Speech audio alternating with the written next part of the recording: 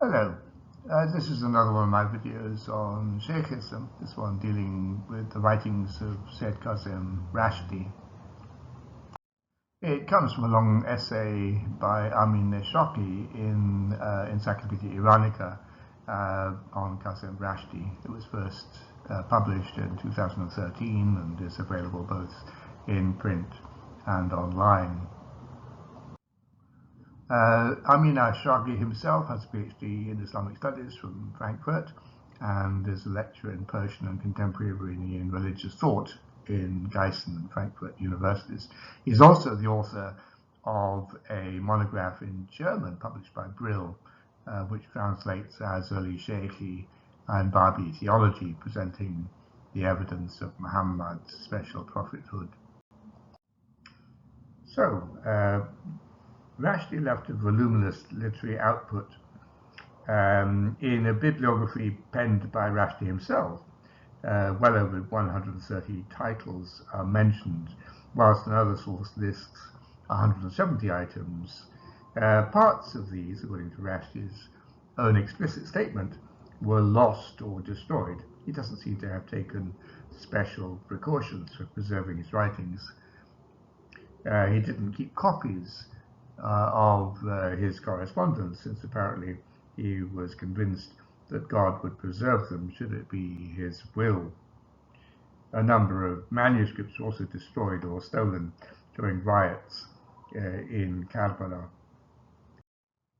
Rašti's works exist mainly in manuscript. A number of books by the Shaykhi hierarchy, including Rašti and Asai, have been published, however, mostly in Kerman, since the middle of the 19th century. Amongst these are rare lithographed editions of the Shahr al-Khutbah and the Shahr al-Qasida, as well as some of his treatises.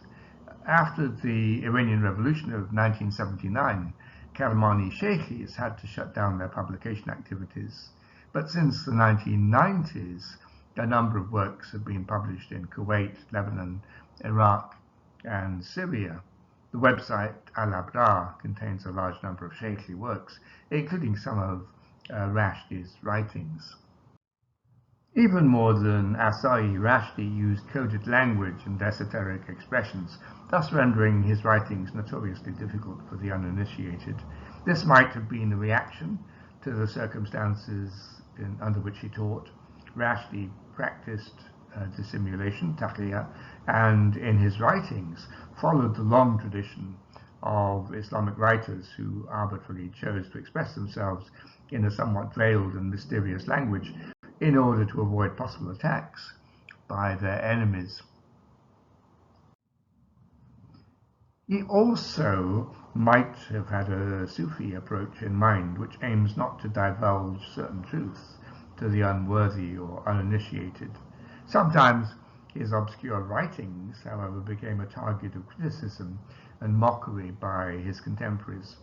For example, Sayyid Muhammad Mahdi Musawi Esfahani Kazimi wrote that Sayyid Rašti has produced numerous writings, however no one seems to understand them. It is as if he writes in Hindi.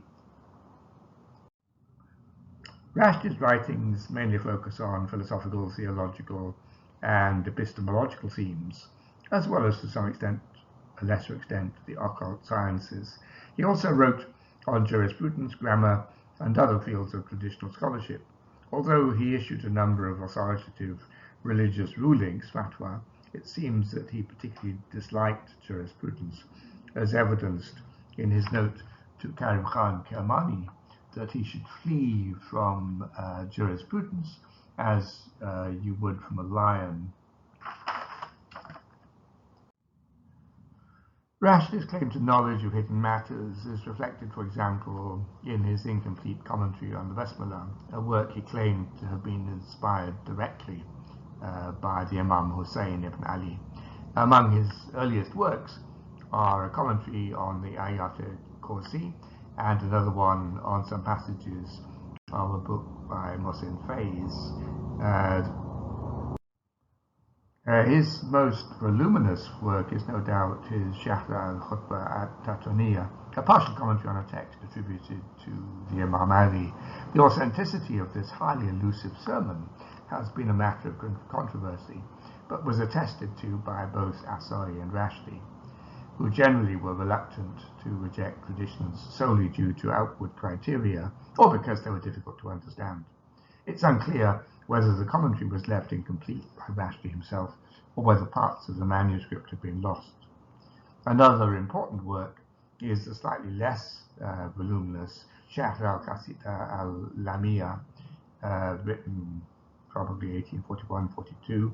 The text itself has not much to do with the actual content of the poem, but in it Rašti, amongst a variety of subjects, develops his idea about two cycles of revelation, one of prophethood, the Nubuwwah, which ended with the Prophet Muhammad, and the second of guardianship, which would be inaugurated by a mysterious figure, only alluded to very vaguely. Both Rašti and Asari generally saw certain Sufi doctrines, such as the Wahdat al-Wujud of Ibn al-Arabi, antimonian tendencies, claims to performing miracles, and the idea of a murshid, other than the Imam, as a deviation from the true faith. Rašti thus labeled them as evildoers, hypocrites, sinners. He also condemned the philosophers for their absurd beliefs and vain superstitions. These attacks might also have served the purpose of demonstrating his own orthodoxy, however. A striking feature of the Sharh al-Qasida is its closeness to Ibn Arabi's own terminology, who's here even named as al-Shaykh al-Akbar, the greatest master, whereas in other works both Rašti and Asari had denounced him in strong terms and labelled him the murderer of religion. Even more surprising is the fact that Rašti, a staunch Shi'i, refers here to the Sunni Caliphs, Omar and Abu Bakr, respectively, as our Lord, in contrast to statements elsewhere. A possible explanation for this is that the addressee of the Sharh al-Qasida was a Sunni, Ali Reza Pasha, the governor of Baghdad, who is reviled among Shi'is for his killing of hundreds of their fellow believers during a siege of Karbala. Rašti had negotiated with him by that time and convinced him to spare anyone who took refuge with him.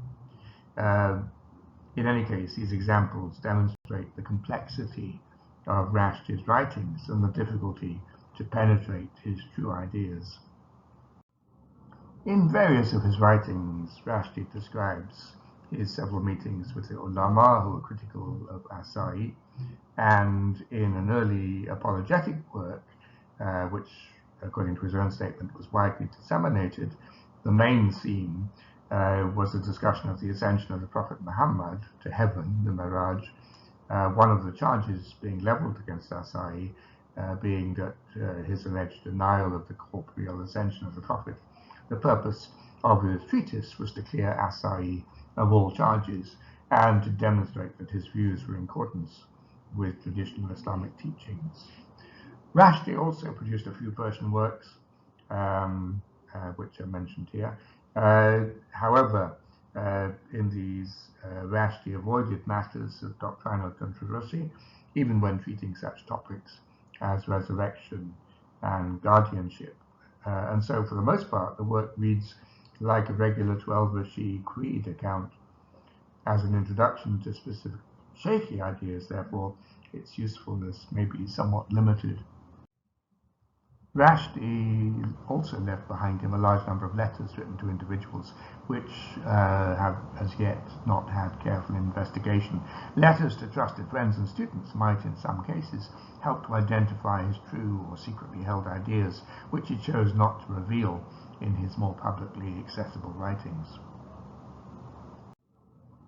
Also, a more detailed study is needed of the writings of both Asari and Rašti in order to be able to determine whether the latter only confirmed his mentor's teachings or actually introduced innovative elements into it. For now, it seems to have become common sense to refer to Asari and Rashti's works as a monolithic set of ideas and regard them both together as the founders of Shaykhism. Undoubtedly, their writings resemble each other much more than those of the Shaykhi leaders after them. So many thanks for listening, and particularly thanks to my patrons for their kind support and encouragement. Without them, I wouldn't be able to make these videos. If you want, you're very welcome to support my channel. Please do like, comment, and share on the videos. It really does help. Subscribe if you want to be notified of future videos. I'll give Patreon and PayPal links below in case you want to provide practical support. Next week, we'll talk about Sayyed Kazem and the Babis. Have a good day.